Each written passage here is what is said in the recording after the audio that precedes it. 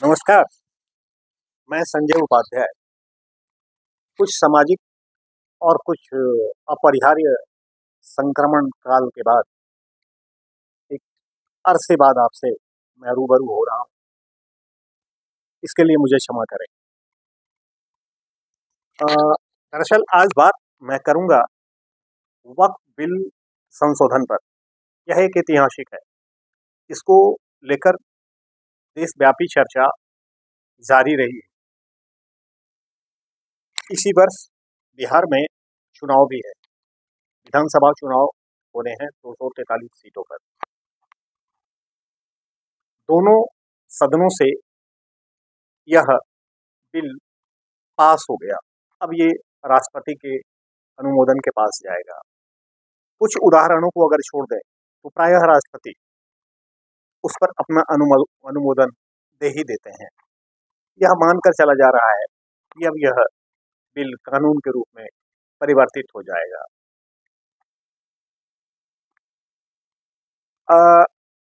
सवाल उठता है कि इस बिल से बिहार की राजनीति पर असर क्या पड़ेगा। सबसे पहली बात तो ये है कि मैं आपको बता दूं, या आपको पता भी होगा, आप जागरूक श्रोता हैं, दर्शक हैं, कि बिहार की राजनीति पर सबसे अधिक असर पड़ने वाला अगर है तो वह राजद पर है। वह लाभ की स्थिति में होने की स्थिति में है, या यूं कहें कि राजद कांग्रेस गठबंधन लाभ की स्थिति में हो गई है। क्योंकि नीतीश कुमार जी ये पहले ही मान चुके थे या मान चुके हैं कि उनको मुस्लिम मतदाता उनसे भड़क चुके हैं। कारण कि 17 साल लगभग वो रहे भाजपा के साथ। जब 2014 में उन्होंने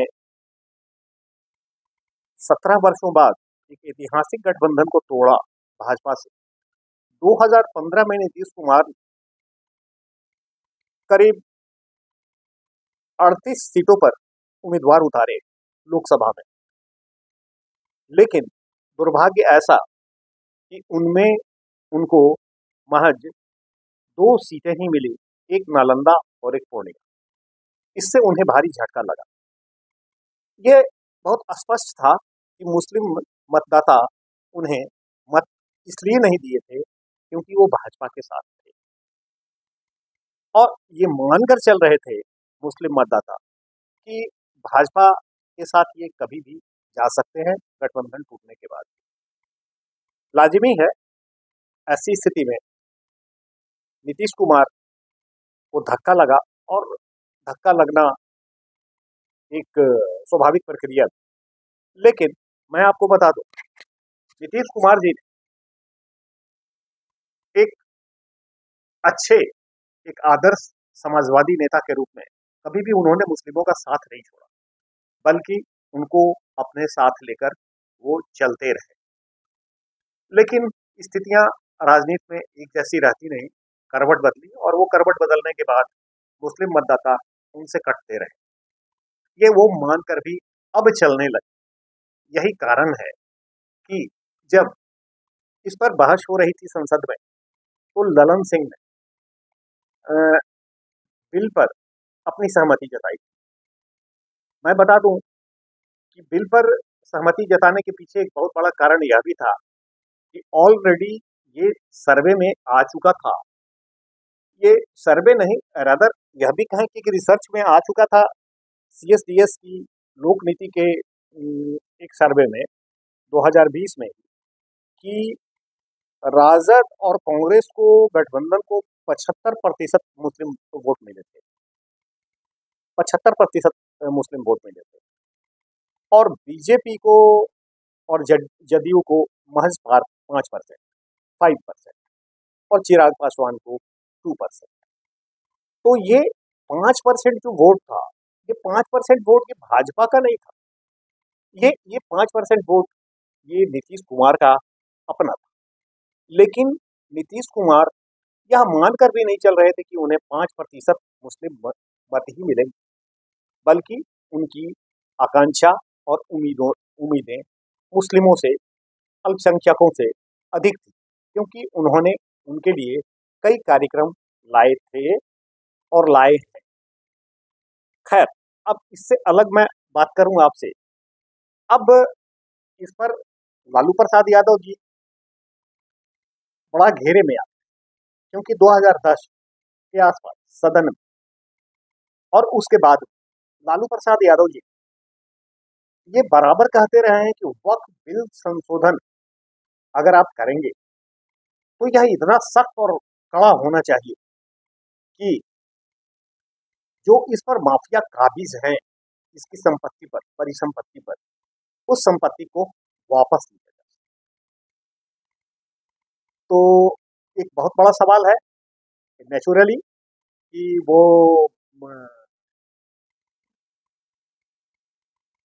वक्फ बोर्ड बोलता भी है ये संपत्ति, मेरा मतलब कि ये भारतीय जनता पार्टी बोलती भी है और वक्फ बोर्ड के सिद्धांत में भी है, बाईलॉज में भी है कि वक्फ बोर्ड की जो संपत्ति हो वो गरीब मुस्लिमों के लिए। और यही कारण है कि हाल के दिनों में जब गोपालगंज की यात्रा हुई थी अमित शाह जी, गृह मंत्री अमित शाह जी ने जब यात्रा की, उसके बाद उन्होंने बंद कमरे में मुख्यमंत्री नीतीश कुमार जी से करीब 1 घंटे तक बात की और 1 घंटे में इस बात को मनाने में वो तैयार हो गए कि वक्फ बोर्ड की संपत्ति हर हाल में पसमानदा मुस्लिमों को, पासमानदा मुस्लिम मेरा मतलब जो डाउन टूडन है, दुनिया है, रोनिया है, जिनकी स्थिति काफी खराब है। और बिहार में ऐसे मुस्लिमों की संख्या करीब करीब 96% माने बहुत बढ़िया, जो गरीबी रेखा से तो नीचे हैं, उनका गुजर बसर करना बड़ा मुश्किल है। वैसे 2000 माने हाल की जो गणना हुई है, जातीय गणना, उस गणना में 17.7% मुस्लिम मतदाता। तो अभी हाल के दिनों में ये देखा यह भी गया है कि ये गुलाम गौस जो एमएलसी है जदयू से, ये नीतीश कुमार जी से भी मिले, शायद नीतीश कुमार जी के यहाँ से उनको निराशा हाथ लगी।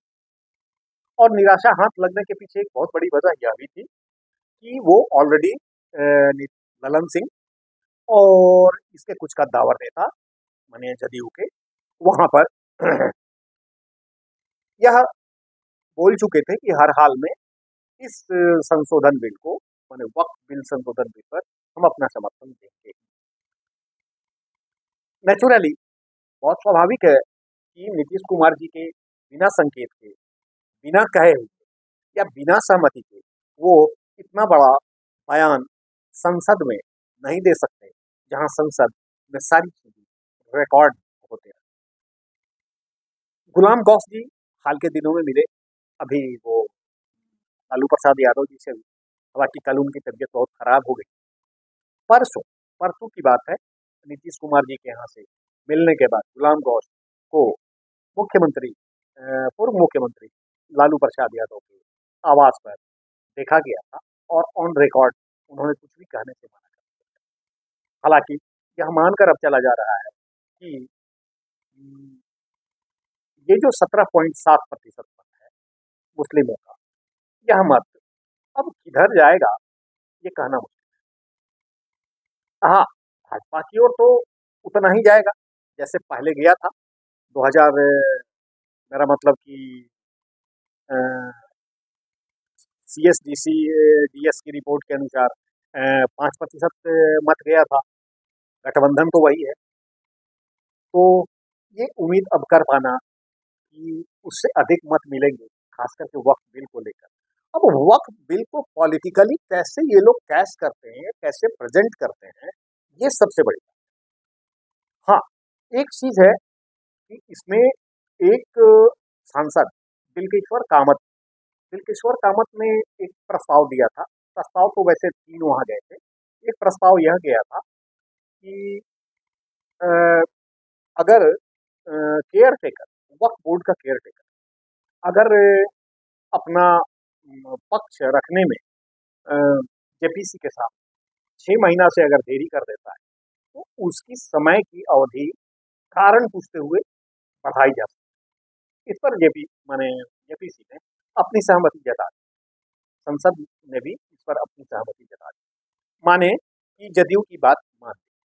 अब बात रही पासमानदा मुसलमान, तो पासमानदा मुसलमानों की संख्या करीब 90 से 95% यहाँ मानी जाती है।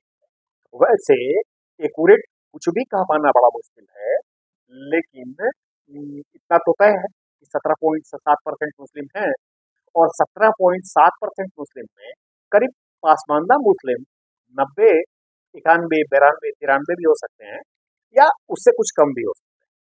तो पासमानदा मुस्लिमों के लिए जो कहा गया है, तो क्या सच में ये संपत्ति उनको मिलेगी? क्या इसका वो हिस्सेदार बन सकेंगे? ये एक सवाल बहुत बड़ा है भारतीय जनता पार्टी के पास भी, जदयू के सामने भी और भी पॉलिटिकल पार्टी के सामने भी। तो मैं आपको बता दूं, अरसे बाद तो जरूर मैं आपके पास आया हूं, लेकिन एक ऐतिहासिक फैसला है।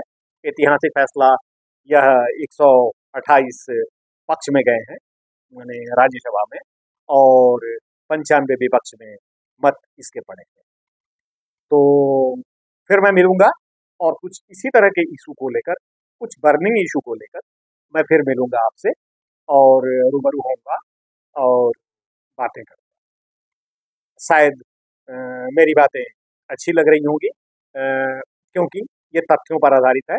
और अभी आप देख रहे हैं ऑफ बिट वन जो अनयूजुअल अनयूजुअल न्यूज जिसको कहेंगे, तो मेरा मतलब कि ऑफ बिट वन अब मेरी प्रकृति अगर चाहे तो शायद इस पर कोई हस्तक्षेप अब नहीं होगा, या हो भी सकता है, कह नहीं सकते।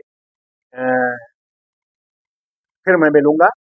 मेरा नाम आपको पता होगा, नहीं तो मैं बता दूं, मैं संजय उपाध्याय। मैं आपको नमस्कार करता हूं और आपसे इजाजत। फिर मिलूंगा इसी तरह की खबरों। धन्यवाद।